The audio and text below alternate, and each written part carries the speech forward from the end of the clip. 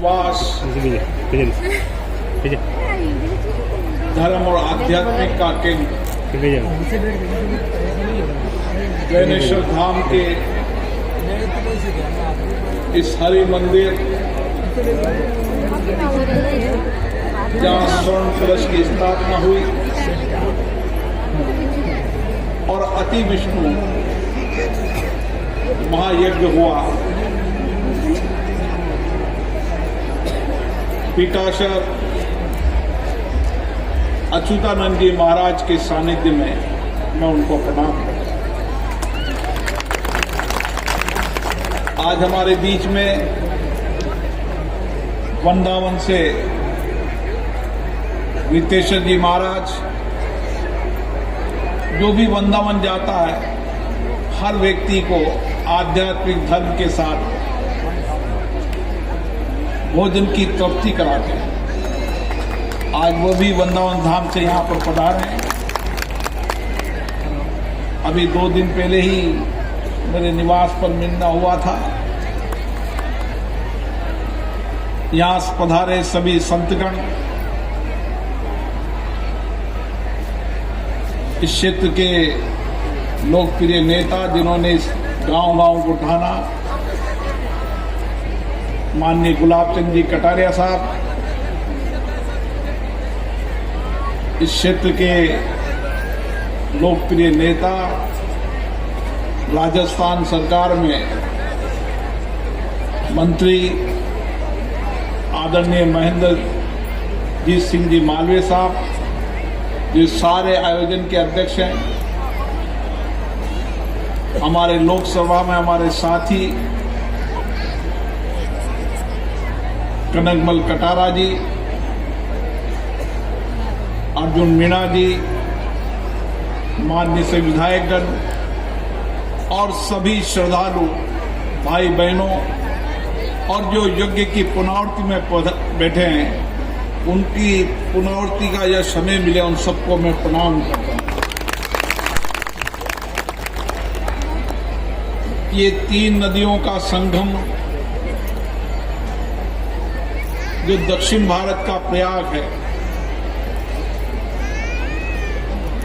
वैनेश्वर धाम, और उस वैनेश्वर धाम में हरि मंदिर,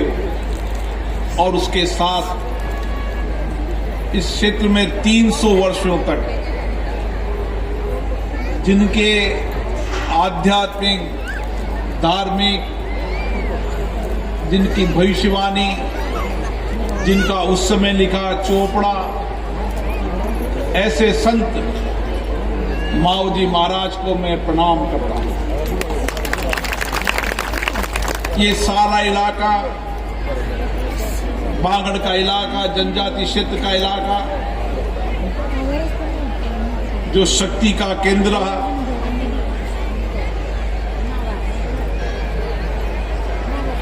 स्वतंत्रता सेनानियों के बलिदान की धरती रही, शौर्य की धरती रही, गोविंद गुरु की धरती रही, वीर बाले कालीबाई की धरती रही। कितने ही संत जिन्होंने सारे क्षेत्र के अंदर अपने आध्यात्मिक, धार्मिक, समाज सुधारक के रूप में इस क्षेत्र की जनता के कल्याण के लिए जो काम किया, उन सभी संतों को मैं प्रणाम करता हूं। ये वैनेश्वर धाम का यह मंदिर और ये स्थान, और जिस तरीके से कहते हैं कि माऊ जी महाराज ने, मुझे गुलाब जी कटारिया बता रहे थे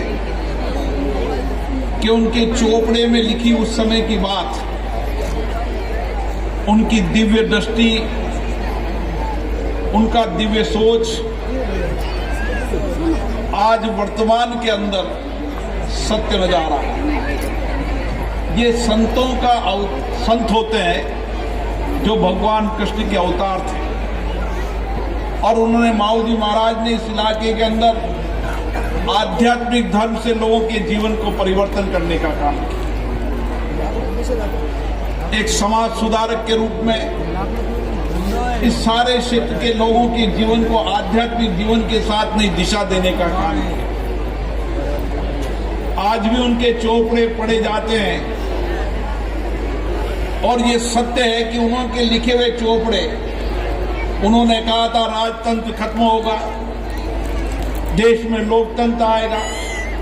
और आज दुनिया का सबसे बड़ा लोकतंत्र भारत है। लोकतंत्र, प्राचीनतम लोकतंत्र भारत है, और इसलिए आज इस लोकतंत्र के माध्यम से हमने सामाजिक आर्थिक परिवर्तन किया,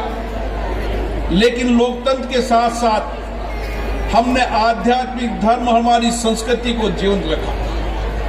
भौतिक रूप से कई देश प्रगति कर गए होंगे, लेकिन आध्यात्मिक और धर्म के रूप में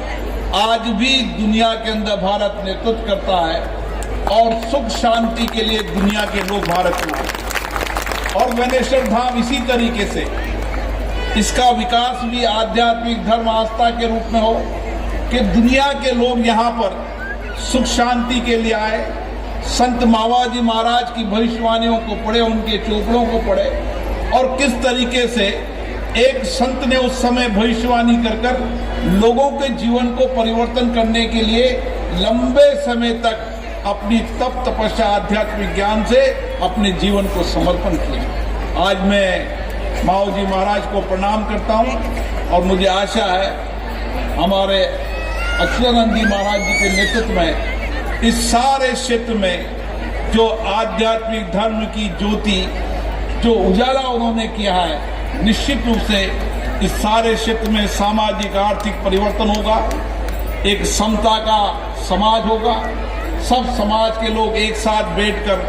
भगवान की आराधना पूजा करेंगे, और इस वनेश्वर धाम को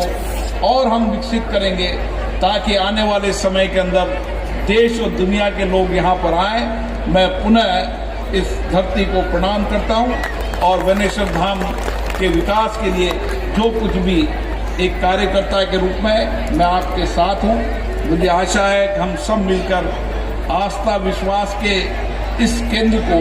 देश और दुनिया में बताएंगे, ताकि दुनिया के लोग देखने आए कि कैसे कैसे संत यहाँ पर हुए थे। पुनः आप सबको प्रणाम, और हरि मंदिर के इस कार्यक्रम के लिए आप सबको शुभकामनाएं, और पूरी टीम ने जिन्होंने दिन रात लगकर इस मेहनत की, उस टीम को बहुत बहुत शुभकामनाएं, बहुत बहुत बधाई।